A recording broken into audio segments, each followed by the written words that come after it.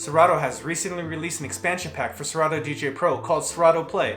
This allows users to DJ without any hardware attached. And in this video, I go over 5 tips to help you get the most out of Serato Play. Find out what those are coming up.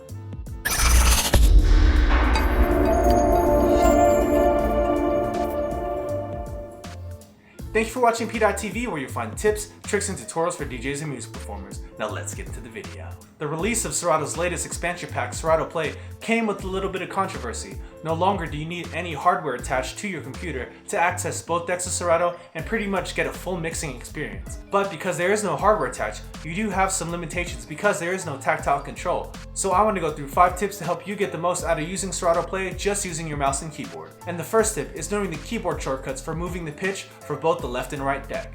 Now on the left deck, you'll be using the keys E and R to move the pitch down and up respectively, and on the right deck, you'll be using the keys D and F to move the pitch down and up respectively. Now this is important because if you're not using sync and beat matching manually, moving the actual pointer left and right to each deck and having to move the pitch fader up and down can be kind of cumbersome and take up a lot of time. So if you're fast mixing, it kind of makes the whole process slow down, but using these keyboard shortcuts really circumvents that. Then number 2, now that you know how to move those pitch controls and get those BPMs correct using those keyboard shortcuts, the next keyboard shortcut that's going to come real in handy is learning how to pitch bend both the left and right decks so you can go ahead and beat match and get those beats nicely in line. So for the left deck, you'll be using the keyboard keys T and Y to pitch bend down and up, and on the right deck, you'll be using the keyboard keys G and H to pitch bend down and up respectively. Now these pitch bends kind of have a slope to them, so the longer you hold down the pitch bend key, the kind of faster it'll ramp up or slow down. So you can either use the option of tapping it if it's just off a little bit, or holding it down to really catch up and get those beats nice and locked in.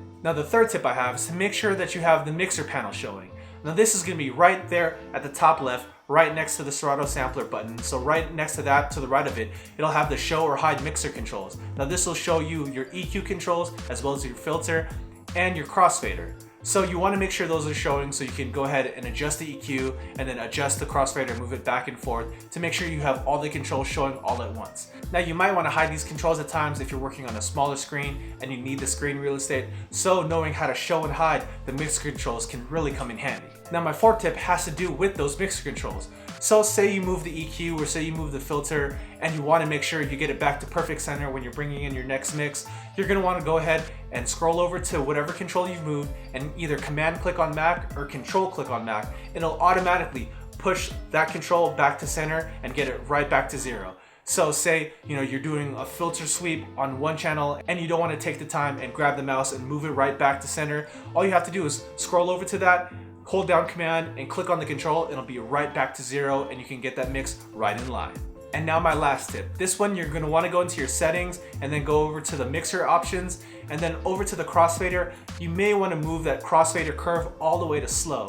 Now you may be asking, why would you want to move the crossfader curve to slow? Well, that's because with Serato Play, you don't have physical controls over the volume faders, and to move the volumes, you're going to have to move left and right to each deck and move those volume faders up and down.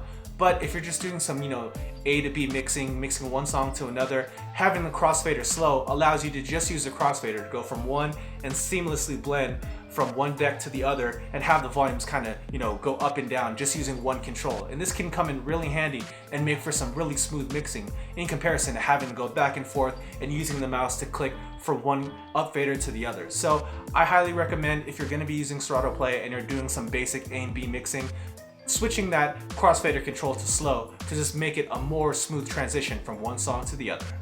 So those are 5 tips to help you get the most out of Serato Play. So question of the day, what do you think about Serato Play, and are you going to start using it? Go and leave that down in the comments below. I'd love to hear what you guys have to say. And as always, if you found this video useful, please go ahead and give it a thumbs up. And if you haven't already, go ahead and click right here to subscribe to this channel. Or if you'd like to watch more content, go ahead and click on that video right there. And thank you for watching PDot TV, where you'll find tips, tricks, and tutorials for DJs and music performers. See you next time.